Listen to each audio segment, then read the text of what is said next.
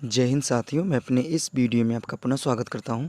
दोस्तों, आज हम लोग बात करेंगे चुंबकीय बल रेखाएं या फिर इसी को हम कहते हैं चुंबकीय क्षेत्र रेखाएं। ये होती क्या हैं, आइए इनके बारे में हम लोग चर्चा करेंगे।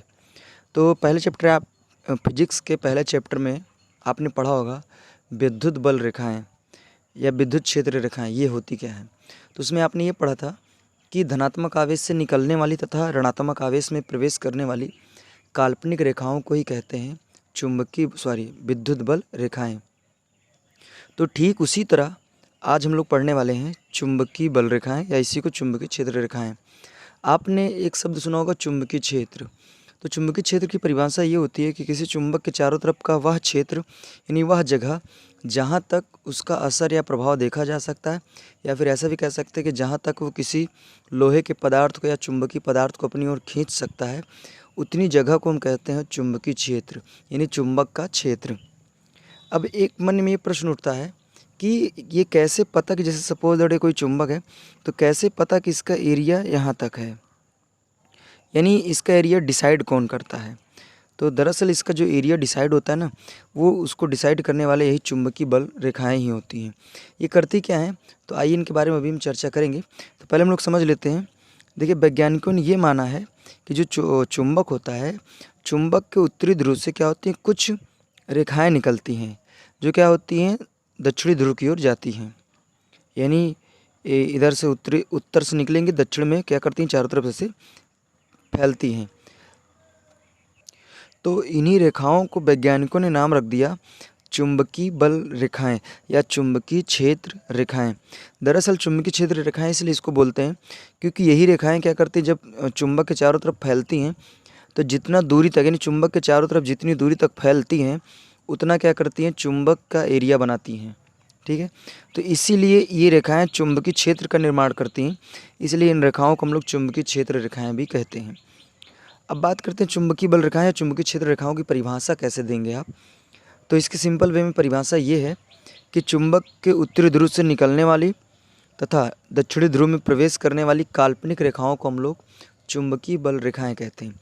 अब यहाँ पे अगर बात करें कि काल्पनिक शब्द हमने क्यों जोड़ दिया, तो दरअसल बात ये होती है कि जो ये रेखाएं होती हैं चुंबक के चारों तरफ, जो वैज्ञानिकों ने एज्यूम किया है, ये वास्तव में दिखती नहीं है। और हमें पता है, आप सबको पता है कि अगर जो चीज़ें हमें दिखती नहीं है उसको हम लोग काल्पनिक मान लेते हैं।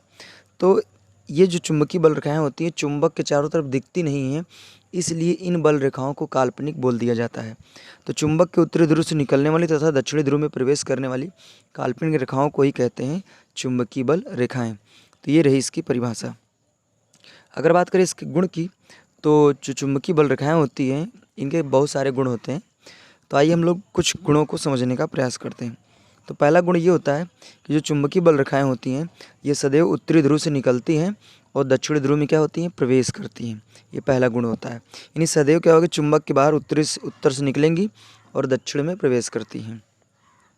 दूसरा पॉइंट इसका ये होता है कि जो चुंबकीय बल रेखाएं होती हैं ये बंद वक्र में चलती। बंद वक्र का मतलब, जैसे यहाँ से निकलेगी तो ये सीधा एस में ही जाएगी, यानी कहने का मतलब बीच में कहीं से ब्रेक वगैरह नहीं रहेगा, पूरा यहाँ से निकलेगी सीधा यहीं एंट्री करेगी। तो ये पूरा बंद रहती हैं। वक्र का मतलब थोड़ा घुमाव टाइप में जाती हैं। तीसरा पॉइंट में हम ये बात करेंगे,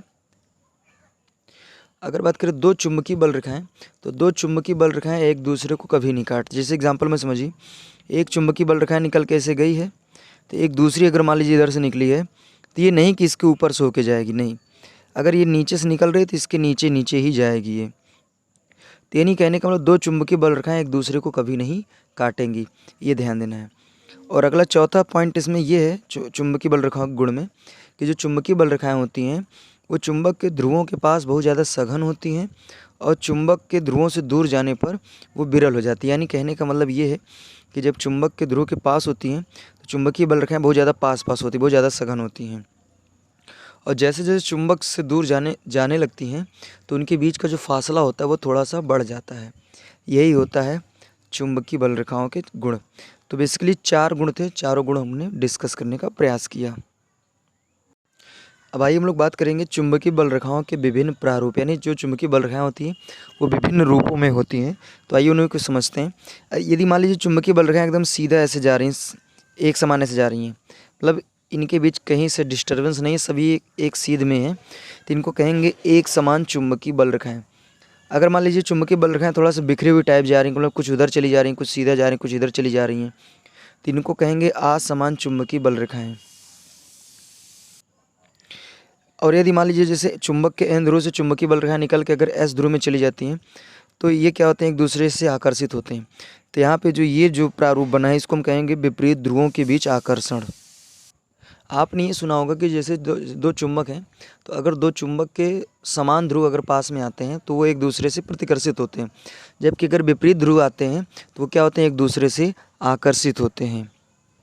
ऐसा इसलिए होता है क्योंकि देखिए जैसे मान लीजिए सपोज दैट जो एन है ये क्या करता है, देने का काम कर रहा है, और जो यस है वो लेने का काम कर रहा है। तो जाहिर सी बात है, आपने दैनिक जीवन में देखा ही होगा कि अगर कोई इंसान देता है और अगला कोई लेता है, तो जो लेने वाला होता है वो जाहिर सी बात है देने वाले के पास वो चला ही जाता है। लेने वाला ये सोचता है कि अगर ये दूर से जब हमें इतना दे रहा है तो अगर हम इसके पास जाएंगे तो और हमें मिल जाएगा। तो इसी चक्कर में ये जो एस होता है ये क्या होता है, एन के समीप चलाता है। जबकि बात करें समान ध्रुवों में प्रतिकर्षण, इसमें देखिए होता क्या है, जैसे ये भी एन ध्रुव है, ये भी एन ध्रुव है, तो दोनों क्या हैं, देने वाले ही हैं। तो अगर ये भी दे रहा है, ये भी दे रहा है, तो जाहिर सी बात है इसके पास जाएगा नहीं, क्योंकि इसके पास भी वही चीज़ है और इसके भी पास भी वही चीज़ है। तो जब दोनों लोग के पास सेम चीज़ होती है तो वो एक दूसरे के पास जाते ही नहीं हैं। तो इसका यही कारण है। तो उम्मीद करूँगा ये आपको समझ में आ गया होगा कि चुंबक के विपरीत ध्रुव जो होते हैं वो आकर्षित क्यों होते हैं और समान ध्रुव जो होते हैं वो प्रतिकर्षित क्यों होते हैं। तो इसका मामला जो था वो समझ में आपको आ गया होगा। तो दोस्तों अब हम आज के लिए बस इतना ही। आप हमें इंस्टाग्राम और फेसबुक में भी फॉलो कर सकते हैं, लिंक जो हमने डिस्क्रिप्शन बॉक्स में दिया वहाँ विजिट करके फॉलो कर सकते हैं। तो दोस्तों अब हमें दीजिए इजाज़त, इसी तरह मिलेंगे अगली वीडियो में। तब तक के लिए जय हिंद, वंदे मातरम।